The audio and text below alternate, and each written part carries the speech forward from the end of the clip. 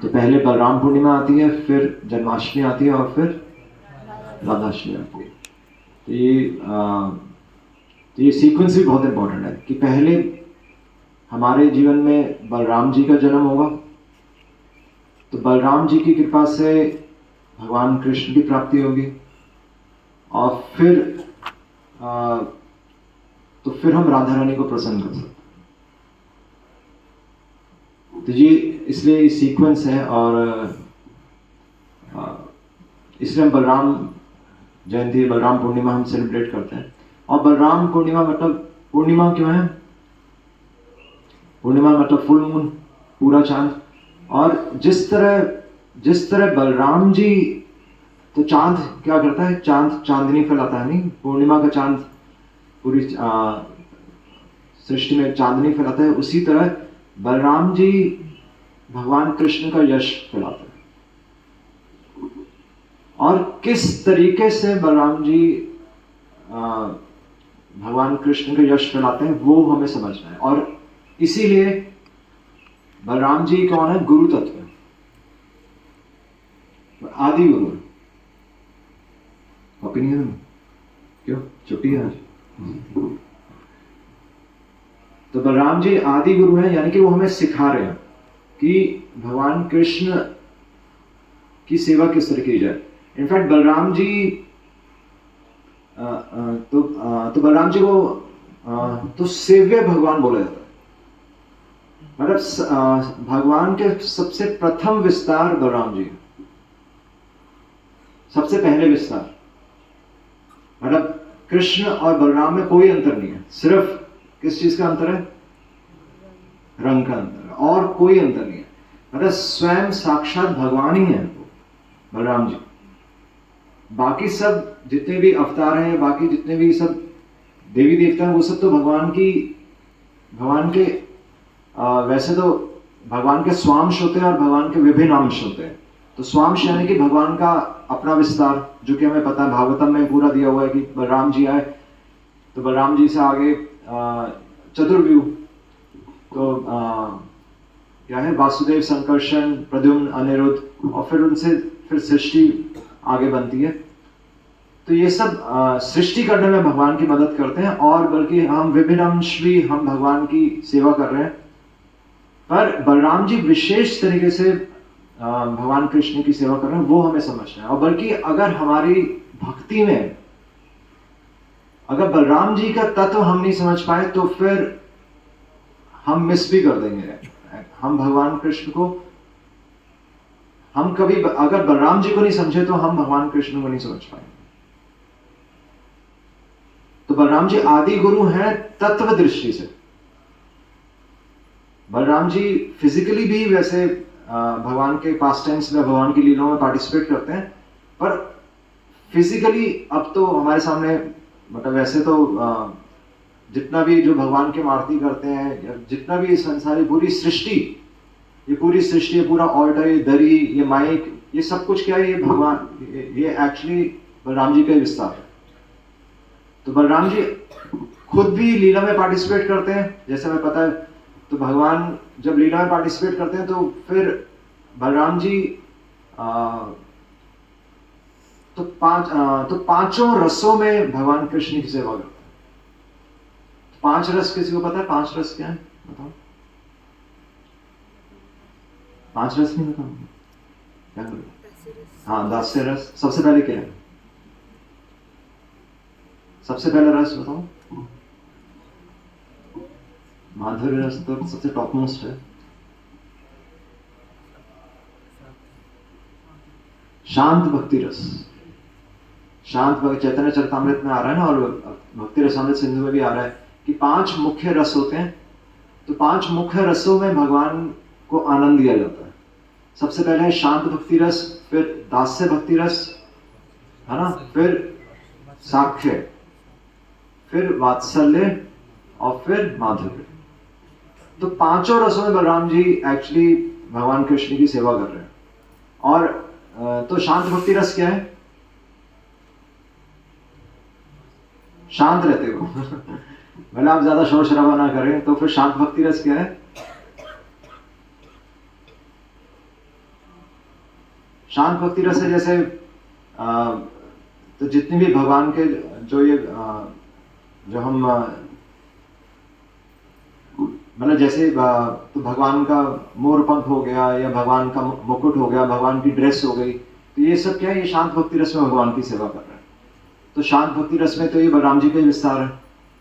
फिर दास्य भक्ति रस, दास्य भक्ति रस क्या है, जैसे हनुमान जी है ना, हनुमान जी राम भगवान की दास भाव में सेवा करते हैं। तो बलराम जी भी जो भगवान की जो एक्चुअल लीलाएं हैं, जो पास टाइम्स हैं, तो उसमें तो कैसे उनके दास भाव में सेवा करते हैं। एक दास का कर्तव्य क्या है, भगवान को प्रसन्न करना। और हम भगवान को किसी को भी आप कैसे प्रसन्न कर सकते हैं, बहुत सिंपल तरीका है, उसकी इच्छा पूरी करना। हाँ, उसकी बात मानते, सबसे सिंपल तरीका और सबसे मुश्किल तरीका। जैसे हम अपनी बात मनवाते हैं ना, तो आप सामने वाले की बात मान के उसको प्रसन्न कर सकते हैं। तो एक्चुअली बलराम जी सृष्टि करते हैं, सृष्टि भी वो क्यों कर रहे हैं, भगवान की प्रसन्नता के लिए। क्योंकि हम जो बद्ध जीवात्मा है, हम जो पतित जीवात्मा है, उनको वापस भगवान का स्मरण दिलवाना सबसे बड़ी भगवान की सेवा नहीं। तभी तो ये प्रोग्राम अरेंज हो रहा है, वरना ये प्रोग्राम तो मंदिर में भी हो सकता था, या हम घर में बैठकर भी आरती कर सकते थे। पर घर में आरती करना और मंदिर में आरती करना जमीन आसमान का फर्क है। आपके घर में 365 दिन अगर मंगल आरती ना हो तो कोई दिक्कत नहीं है। आपके घर में 365 दिन अगर दिया ना जले तो कोई प्रॉब्लम नहीं है। पर अगर आप 365 दिन मंदिर आए हैं तो वास्तव में आपके घर में दिया जला। क्योंकि अगर सिर्फ घर में दिया जला है, वो तो हम अपने लिए जला रहे हैं, अपने घर के लिए जला रहे हैं, नहीं, बच्चों के लिए जला रहे हैं। पर मंदिर आया जाता है दूसरों के लिए। तभी तो हम सब बैठे, मतलब जैसे आपको घर में जैसे हाउस वार्मिंग का प्रोग्राम होता है, गृह प्रवेश का होता है, नहीं, तो आप उसके गृह प्रवेश के कार्यक्रम में अगर ना जाएं तो किसको बुरा लगेगा, जिसने बुलाया है। और एक्चुअली ये तो भगवान का कार्यक्रम है, तो भगवान एक्चुअली हमें इस प्रोग्राम में बुलाते हैं ताकि जीव जागो कि जागो उठो, कि संडे नहीं है आज। संडे तो इंसान ने बनाया है। सूरज का कभी संडे होता है? सूरज का कभी संडे नहीं होता। तो जितने भी तारे हैं, जितने भी सब देवी देवता हैं, उनकी छुट्टी नहीं होती। तो इसलिए दास भाव क्या है, भगवान की आज्ञा समझना या उनकी इच्छा समझना और उनकी आज्ञा का पालन करना। तो बलराम जी ये सृष्टि अपना विस्तार करके चतुर्व्यूह में ये सृष्टि करते हैं, और बल्कि सृष्टि में भगवान की इच्छा समझ के जीव आत्माओं को, तो बलराम जी के पास क्या है, हल। तो उस हल से बलराम जी का एक नाम संकर्षण भी है। और संकर्षण क्यों है, क्योंकि वो रोहिणी माँ के गर्भ में आए थे। कहां से? देवकी माँ के गर्भ से। तो वहां से फोर्सिबली उनको खींचा गया था भगवान की इच्छा से, तो इसलिए उनका नाम संकर्षण भी है। और इसी तरीके से वो जीवात्माओं को खींच के वापस भगवान के संसार ले जाते। हम आना नहीं चाहते, हम जाना नहीं चाहते वहां। कोई जाना चाहते हैं? मतलब अभी तो हम सब हाथ खड़ा कर देंगे, पर मृत्यु के समय कोई जाना चाहता है? मृत्यु के समय हम सब रोते हैं कि हाय चला गया या हम भी रोएंगे कि जब हमें बीमारी होगी, जब हमारी सेहत खराब होगी, तो हमें दुख होगा, जबकि खुशी होनी चाहिए कि हमारा वहां जाने का रास्ता और सुलभ हो गया है, इस संसार से मेरा आकर्षण कम हो रहा है और भगवान के प्रति मेरा आकर्षण बढ़ रहा है। दुख में भगवान के प्रति आकर्षण सबसे ज्यादा होता है। और दुख एक ऐसी परिस्थिति है जो कि कोई इंसान नहीं चाहता, नहीं, विपरीत नहीं है ये। इसलिए हमारी सेवा, एक्चुअली सेवा ऐसी सेवा नहीं है कि जिससे भगवान को आनंद मिले। हमारी सेवा ऐसी है कि हम भी अच्छे हैं, आप भी अच्छे हैं, आप वहां अच्छे हैं, हम यहां अच्छे हैं, ठीक है ना। तो मतलब मेरी दुकान चलती रहे और बस सुबह 5 मिनट आपकी आरती चलती रहे, तो ऐसा नहीं है।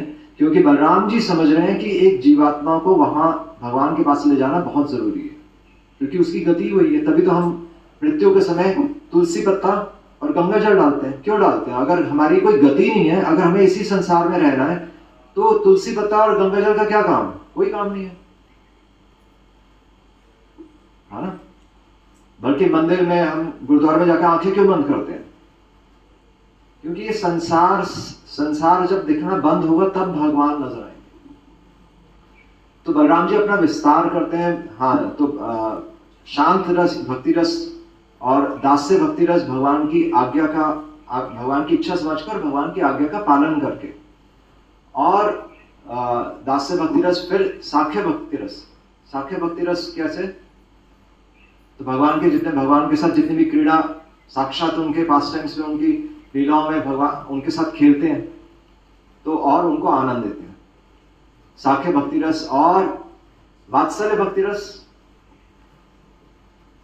वात्सल्य, हाँ, जैसे यशोदा माँ का है कि यशोदा माँ, तो वात्सल्य मतलब जैसे माता पिता बच्चे की रक्षा करते हैं, उसकी केयर करते हैं, बल्कि उसकी रक्षा करते हैं। तो बलराम जी एक्चुअली अपने हल से और हर्ष में, इसलिए यशोदा माँ हमेशा जब भी, जहाँ भगवान कृष्ण जब मतलब बचपन में जब भी जाते थे, तो हमेशा यशोदा माँ ये निर्धारित करती थी कि बलराम जी उनके साथ हैं कि नहीं है, है ना?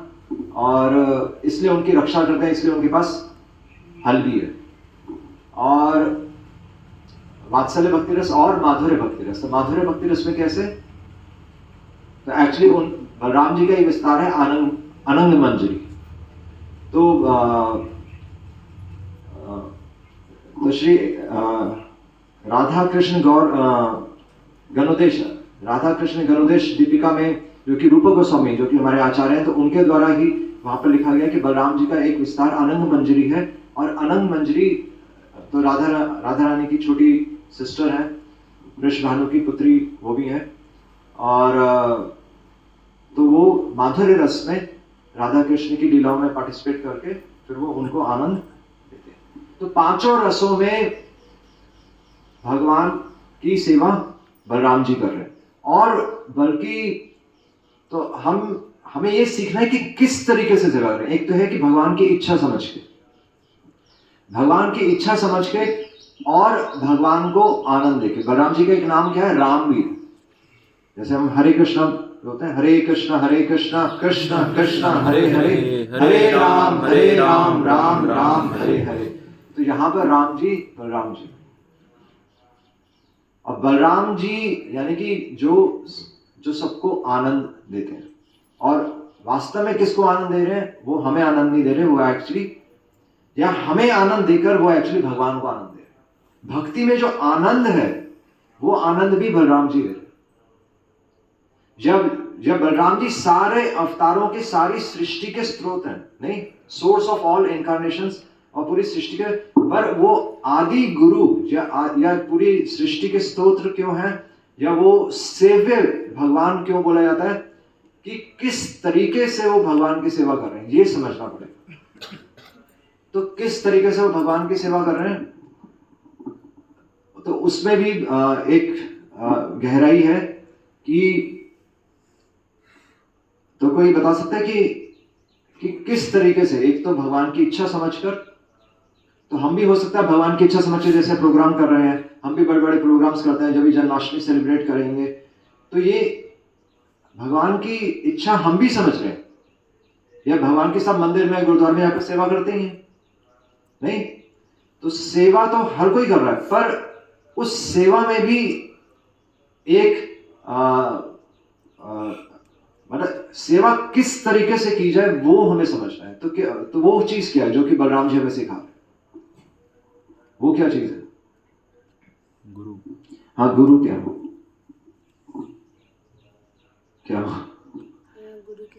गुरु का रोल प्ले करते हैं ना, भगवान को बीच बीच में कृष्णा को अगर वो मैसेज को देते हैं, तो बलराम जी बार बार, हाँ ठीक है, एक्सटर्नली यहाँ हमें पता है कि गुरु शास्त्रों के रूप में, गुरु के रूप में, साधु के रूप में हमें वो सिखा रहे हैं कि भगवान की सेवा कैसे करनी। तो मैं वही तो पूछ रहा हूँ, तो कैसे करनी है?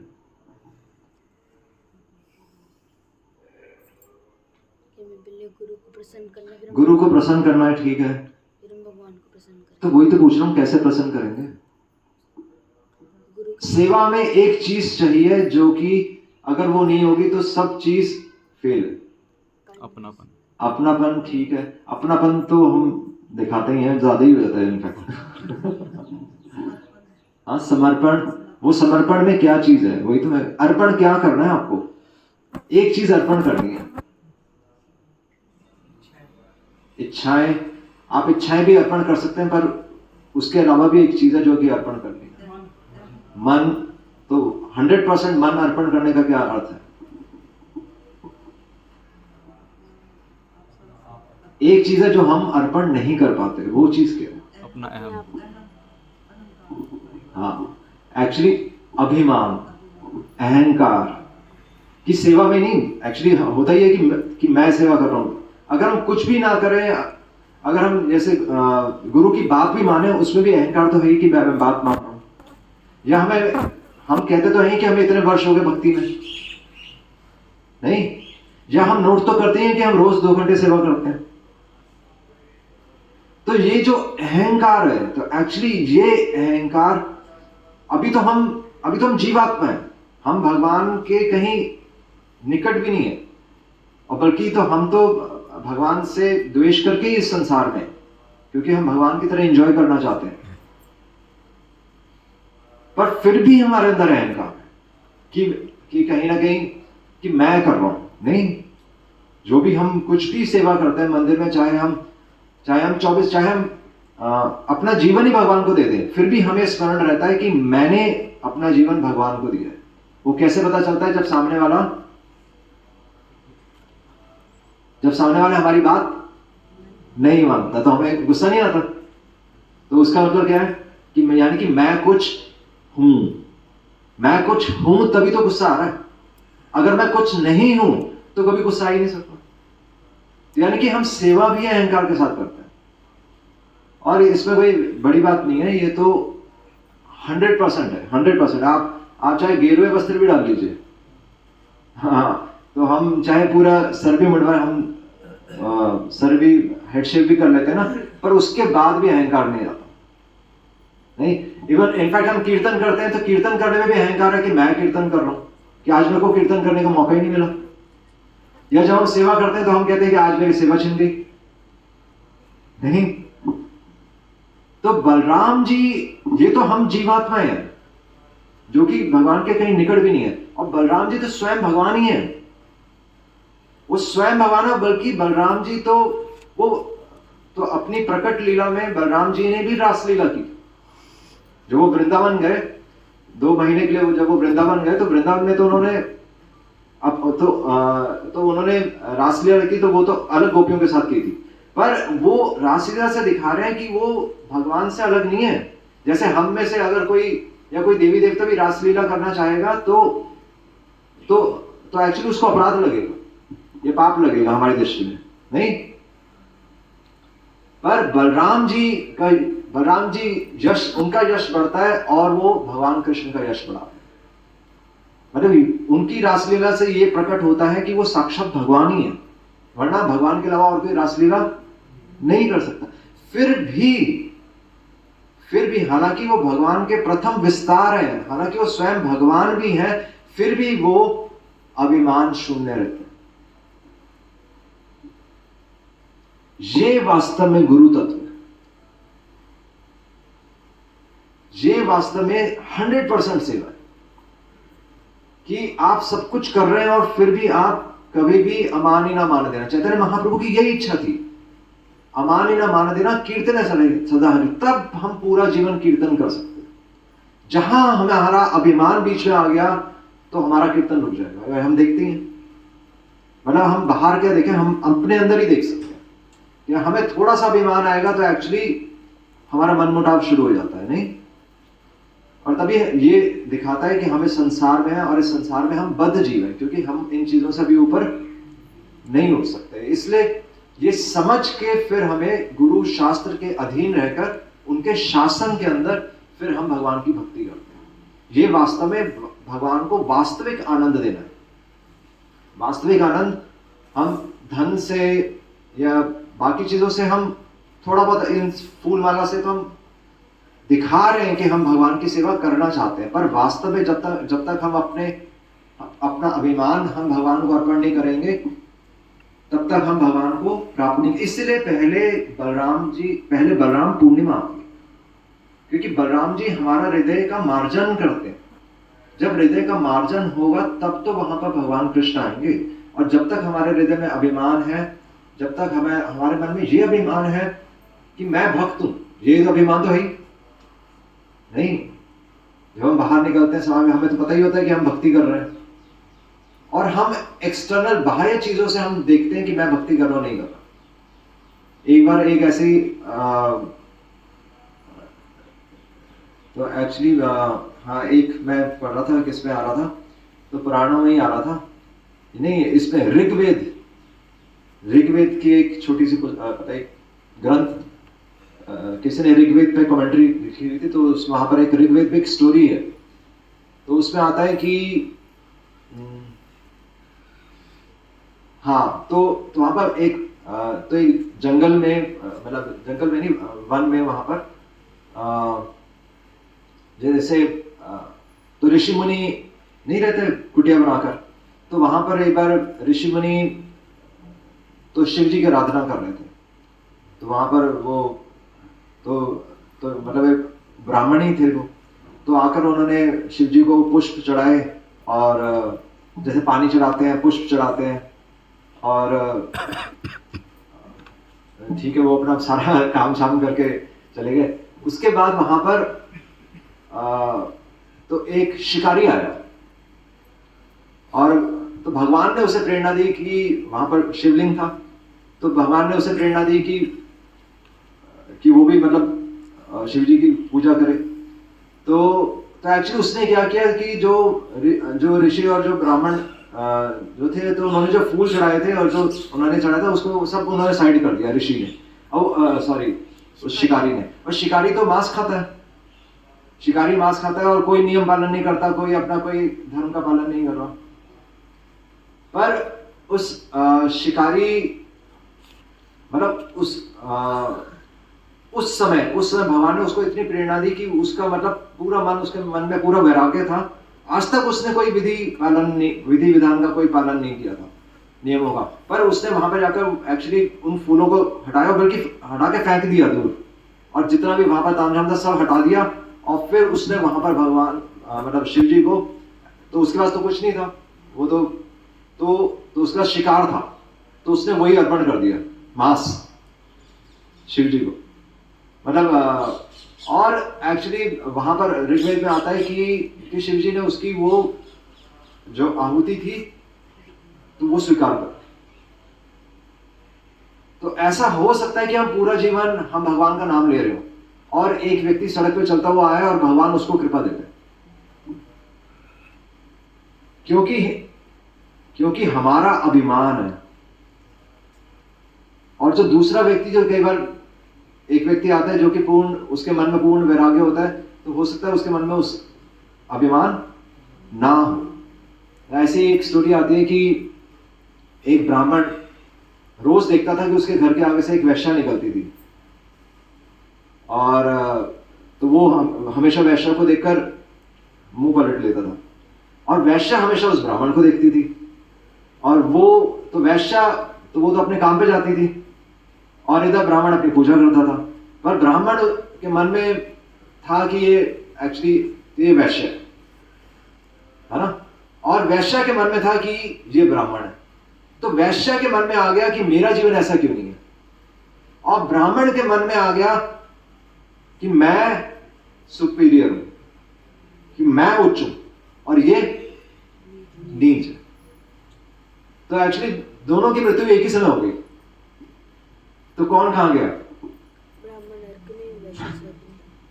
तो वैश्य एक्चुअली भगवान के पास, क्योंकि वो बाहर से दिखा रही थी कि उसका वो तो अपना चलो जीवन पालन करने के लिए, वो तो उसके पास विकल्प नहीं था। वो तो समाज में, जिस समाज में पैदा हुई थी, या जो उसकी जो परिस्थितियां थी, उस वजह से वो वैश्या बनी थी। उसकी अपनी इच्छा थोड़ी थी, कोई वैश्या अपनी इच्छा से थोड़ी बनता है, पर वो तो समाज ने बनाया उसको वैश्या। और वैश्या भी क्यों है? क्योंकि समाज है। इस समाज है तभी तो वैश्य है।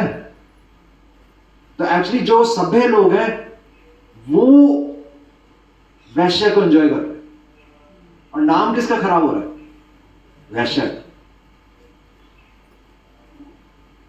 नहीं, मतलब ध्यान से सोचे, जो सभ्य लोग हैं वो एक्चुअली अंदर होने चाहिए।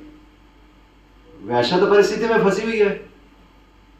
आप उसको कल को कॉर्पोरेट में जॉब दो, वो क्या वैश्यवृत्ति करेगी? नहीं।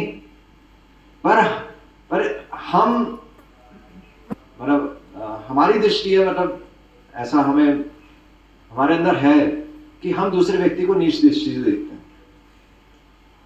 तो वैश्य के मन में था कि मेरा जीवन ऐसा हो और मैं भगवान की भक्ति कर पाऊं, पर वो फंसी। कैसे जाए मंदिर, कैसे भगवान को पुष्प अर्पण करे? पर वो मन से कर रही थी क्योंकि उसकी इच्छा ही थी।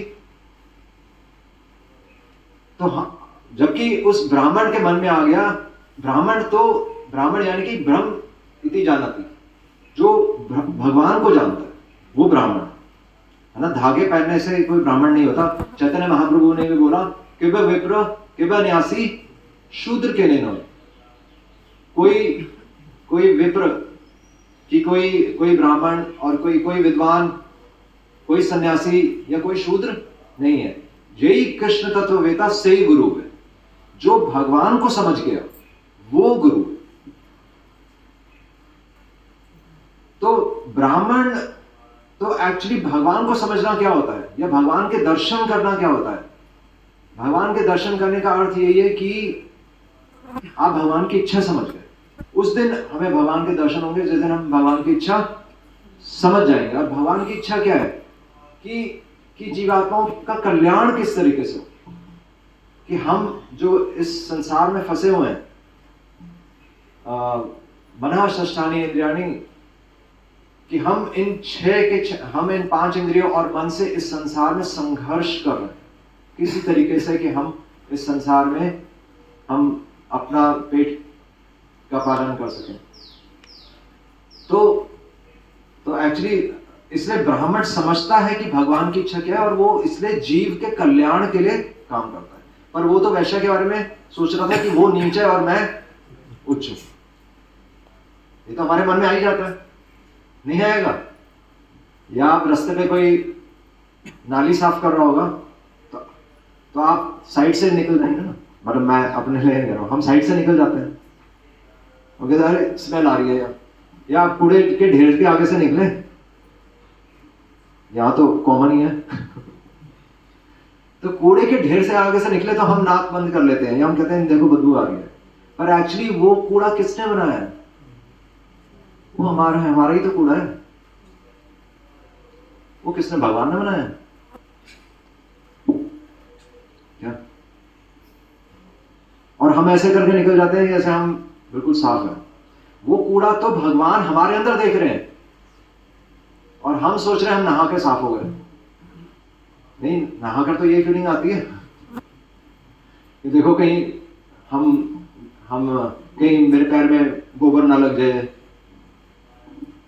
तो हम तो भगवान के साथ उस कूड़े के साथ जा रहे हैं। हम उस कूड़े के साथ अपने अंदर उस दुर्गंध को लिए हम भगवान के साथ जा रहे हैं, और उसमें गुरु हमारी मदद करे, है ना। तो इसलिए बलराम जी समझ रहे हैं कि बलराम जी स्वयं भगवान ही है। वो भगवान होते हुए भी रासलीला से वो दिखा रहे हैं कि वो भगवान है, फिर भी वो पीछे रहते हैं और नीचे रहते हैं। आप देखिए बलराम जी की ज्यादा लीलाएं नहीं है, ज्यादा उनके बारे में नहीं दिया हुआ, क्योंकि भगवान कृष्ण का यश फैलाना चाहते हैं। जितने भी संत हुए वो आप देखें तो वो अपने लिए नहीं कुछ करके गए, है ना। वो बिल्कुल निर्धन रहते थे, वो कुछ नहीं जोड़ते, अपने लिए कुछ नहीं जोड़ते, क्योंकि वो चाहते हैं कि बल्कि मृत्यु के समय तो वो तो आई थिंक गौर कृष्णदास बाबा जी उन्होंने मछलियां अपने कुटिया के आसपास डाल दी थी। वंशीधर बाबा जी, हाँ वंशीधर दास बाबा जी। तो पूरा जीवन भगवान की भक्ति की, और मृत्यु के समय उन्होंने अपने कुटिया के आसपास तो मछलियां डाल दी ताकि लोग ये ना बोलें कि देखो भक्त चला गया, कि देखो महान भक्त का और मेरी लोग समाधि बनाए। हमारी तो इच्छा होती है ना कि मेरी समाधि वहां बने, वृंदावन में, या हम वृंदावन जाकर शरीर छोड़े, पर मन तो संसार में है। तो भगवान के भक्त कभी नहीं चाहते कि लोग, मतलब हम उनके जीवन से देख सकते हैं, हमारे जीवन में, मतलब हमारे अंदर तो वो चीज नहीं है, बट हम उनके जीवन से सीख सकते हैं। अद्वैताचार्य तो उन्होंने स्पेशली, वो तो चैतन्य महाप्रभु जो कि साक्षात राधा कृष्ण के सम्मिलित अवतार हैं, चैतन्य महाप्रभु से आई थिंक 40 साल बड़े थे, और तो चैतन्य महाप्रभु हमेशा उनको पिता की तरह उनको आदर देते थे, जबकि अद्वैताचार्य को पता था कि वो तो भगवान है और मैं तो दास हूं। अद्वैताचार्य ने कहा कि नहीं, ऐसे तो भगवान तो कभी मुझे, मतलब मेरे पे कृपा नहीं करेंगे, वो तो हमेशा मेरे को ही आदर दे रहे हैं। तो उन्होंने भगवान के नाम का उल्टा प्रचार शुरू कर दिया कि देखो हम भी भगवान बन सकते हैं, मायावाद का प्रचार शुरू कर दिया। और तब भगवान ने आकर एक्चुअली उनका ताड़न किया, और तब अद्वैताचार्य बहुत खुश हुए कि आज आपने पूरे संसार में दिखा दिया कि स्वामी कौन है और दास कौन है। इसको बोलते हैं वास्तव में दास अभिमान। इसलिए कृष्णदास कविराज गोस्वामी यही लिख रहे हैं कि वास्तव में ये दास अभिमान, और बलराम जी में यही दास अभिमान, ये दास अभिमान, हमारा दास अभिमान झूठा दास अभिमान है। जो बलराम जी का दास अभिमान है, उस वास्तविक दास अभिमान है कि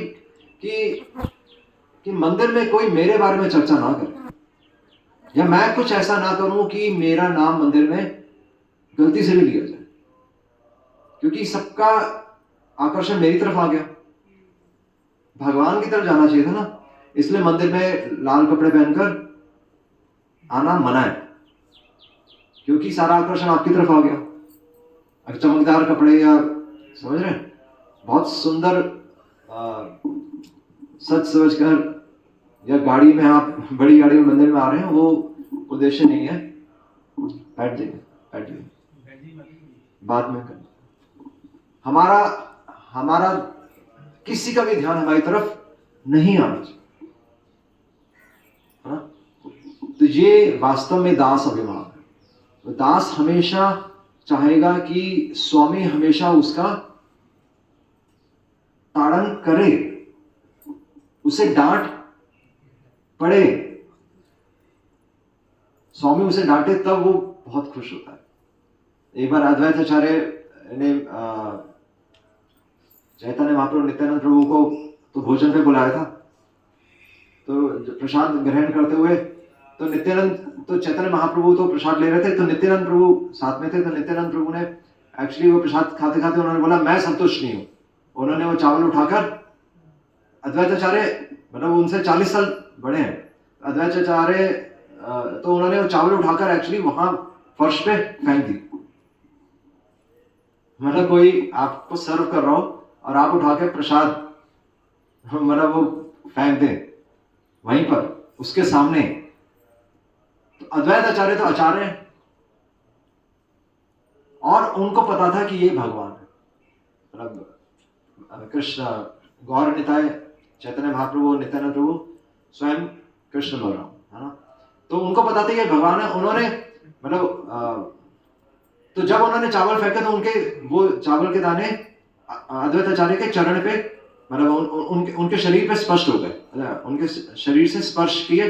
तो अद्वैताचार्य नाचने लगे कि आज मुझे वास्तव में भगवान का प्रसाद मिला। तो अगर कभी हमें डांट मिले, मतलब उन्होंने चावल फेंक ही दिए ना और उन्होंने बोला मैं संतुष्ट नहीं, तो यानी कि गुरु हमें कुछ सिखा रहा है कि मैं संतुष्ट नहीं, तो यानी कि हमारी सेवा में कमी है, पर हम बुरा मान लेते हैं। पर अद्वैताचार्य नाचने लगे। इसको बोलते हैं दास अभिमान, कि आज वास्तव में स्वामी ने दिखाया है कि मैं दास हूं। अगर आप सब कुछ कर रहे हो और फिर भी आपको कोई डांट दे, वो चलो गुरु डांटे तो हम हो सकता है हम फिर भी सहन कर लें पर वैष्णव के माध्यम से भी तो हमें हो सकता है कि भगवान हमें वहां से भी, क्योंकि जहां जो हमारा कमजोर एरिया है वहां पर भगवान हमें ऊपर उठाना चाहते हैं। तो इसलिए जहां से आपने एक्सपेक्ट नहीं किया होगा वहां से डांट आएगी। जैसे मैं यहां से आपको डांटू तो आप तो सहन कर जाएंगे नहीं, पर साथ में कोई व्यक्ति बैठा अगर कोनी मार दे, या कोनी भी छोड़िए, अगर कोई हमारी चप्पल को लात भी मार दे ना, उससे पूरा जीवन हम बात नहीं करेंगे। अभी तो हमें छुआ भी नहीं है, हमारी चप्पल को छुआ है उसने, एक बार करके देखिए। मतलब हम यहां हैं और हम वहां की बातें कर रहे हैं, तो बहुत काम करना है अभी, बहुत काम करना है। इसलिए बलराम जी का जन्म पहले होना चाहिए, जब हमारा ये झूठा अभिमान खत्म होगा, जब हम भगवान को इस तरीके से अर्पण करेंगे, जी अर्पण करना। इसलिए एक अर्धांगिनी भी वैसे तो पति के आधा हिस्सा ही मानी जाती है, पर घर में शेर होती है नहीं, तो कौन दास है? कोई दास नहीं बनना चाहता, नहीं, दास बनना इसलिए आसान नहीं है, इसलिए शांत भक्ति रस पहले है, उसके बाद दास से भक्ति रस है, उसके बाद साख्य आता है, उसके बाद वात्सल्य आता है, उसके बाद माधुर्य है। और शांत भक्ति रस क्या है? हम शांत भक्ति रस में भी नहीं अभी। शांत भक्ति रस है कि कोई मेरे पर पैर रख के चला जाए। उद्धव जी कह रहे हैं कि मैं वृंदावन में गुलमलता बन जाऊं। गुलमलता मतलब एक घास, ताकि गोपियों के चरण मेरे ऊपर से पड़े। वैसे तो मेरे पे गोपियां कृपा नहीं करेंगी, है ना, पर हम सीधा भगवान से कृपा मांगने चले जाते हैं। उद्धव जी कह रहे हैं कि गोपियां मुझ पे कृपा नहीं करेंगी, इसलिए मैं गुलमलता बन जाऊं, ताकि कोई उनके चरण तो मेरे सर पे पड़े। और हम क्या सोचते हैं कि भगवान कितने सुंदर लग रहे हैं। तो भगवान सुंदर तभी लगेंगे, भगवान तभी मुस्कुराते हैं जब हमारे हृदय से ये मल हटेगा। तो इसलिए गोपी भर्तु पद कमल और दासानुदास, इसलिए भगवान से आकर्षण होने से ज्यादा गुरु से आकर्षण होना चाहिए। और fill in the blanks, next. भक्तों से। और गुरु की बात तो हर कोई मान लेता है, वैष्णवों की बात मान के बताओ। और हमारी बुद्धि से हम हो सकता है वैष्णव की बात भी मान लें, पर वैश्य को कोई आदर देके दिखा नहीं, एक स्वीपर को कोई आदर देकर दिखाए, तो वो वास्तव में गुरु तत्व है। तब वास्तव में हमें भगवान स्वीकार करेंगे। ऐसा हमारा मन साफ होगा तभी तो भगवान बुलाएंगे वहां पर। जब मन ही साफ नहीं है, बाहर से तो हम साफ हैं, बाहर से तो हमने सब कुछ कर लिया अंदर का काम रहेगा। तो बलराम जी हमारे अंदर हृदय का मार्जन करने के लिए पहले आते हैं, तब तो कहीं भगवान कृष्ण की प्राप्ति होगी। इसलिए सीधा भगवान के पास जाकर भगवान से संबंध बनाना अभी वो संभव नहीं है बिना गुरु तत्व समझे कि गुरु किस प्रकार भगवान की सेवा करते हैं और भगवान ने क्यों उन्हें गुरु बनाया, ये हमें समझना। इसलिए बलराम पूर्णिमा इस तरीके से बलराम जी सेवा, इसलिए भगवान होते हुए भी ये तो हमारी बात, हम तो फिर भी बुद्धि से समझ रहे हैं, पर बलराम जी स्वयं भगवान ही है और फिर भी वो नीचे रह रहे, फिर भी वो सोच रहे हैं कि मेरे मन अभी, मैं नीचे तभी रह रहे ना क्योंकि वो सोच रहे हैं कि मैं अभी, मेरे अंदर कुछ कमी है। इस तरीके से हमें भगवान का स्मरण करना चाहिए। सेवा तो हम अभी नहीं कर पाएंगे भगवान की सेवा, इसलिए भगवान की सबसे बड़ी सेवा है जीव आत्माओं को भगवान से जोड़ना। इसलिए श्रील प्रभुपाद ने कहा कि प्रचार ही सार। कि भगवान के लिए फूल तो हर कोई लेकर आ जाता है, पर आप किसी जीव आत्मा को या खुद को ही, या प्रचार का भी सबसे सबसे महत्वपूर्ण अंग है कि खुद को प्रचार करो। जब हम आपको बोलते हैं तो एक्चुअली हम आपको नहीं बोलते, एक्चुअली हम खुद को बोल रहे हैं, क्योंकि ये सारी चीजें हमारे अंदर है। अगर ये चीजें हमारे अंदर नहीं होती तो हम हवा में उड़ रहे होते या हमारे शरीर में खून नहीं होता। जैसे तुकाराम, उनके शरीर में खोला गया तो रुई थी और उनको स्वयं भगवान का विमान ही लेने के लिए आया। पर हम तो बद्ध जीव हैं, अभी तो हम सिर्फ पोस्टमैन का रोल प्ले कर रहे हैं। और कोई अगर इस मैसेज को समझ कर निकलना चाहे तो वो निकल जाए, हो सकता है आप पहले निकल जाओ, क्योंकि आपका रोल, आपकी जॉब उधर है, हमारी जॉब इधर फर्क इतना ही है और कुछ फर्क नहीं है। हमारे पास ज्यादा अपॉर्चुनिटी है, बस ये हम कह सकते हैं, हमारे पास ज्यादा अपॉर्चुनिटी है, हमें भगवान ने ज्यादा सुविधाएं दी हैं, तो इसलिए जिम्मेदारी हमारी ज्यादा है। और जिम्मेदारी हमारी ज्यादा है इसलिए हमारा सैक्रिफाइस सबसे ज्यादा होना चाहिए, बस ये। इसलिए फिर घर छोड़ना है ना, ताकि इन चीजों से ऊपर उठेंगे तभी तो फिर आप दूसरों के कल्याण के बारे में सोच पाएंगे, और दूसरों का कल्याण होगा तो अपना कल्याण होगा। तो ऐसा है, अपने बारे में भी सोचकर भगवान की भक्ति करनी पड़ती है वैसे क्योंकि यहाँ के लिए तो यही सीढ़ी है। पर हाँ, बलराम जी को जरूर हमें समझना चाहिए कि बलराम जी, इसलिए बलराम जी श्वेत है, बिल्कुल श्वेत, यानी कि बिल्कुल उनमें कोई मल नहीं। इस तरीके से हमें बलराम पूर्णिमा सेलिब्रेट करनी चाहिए।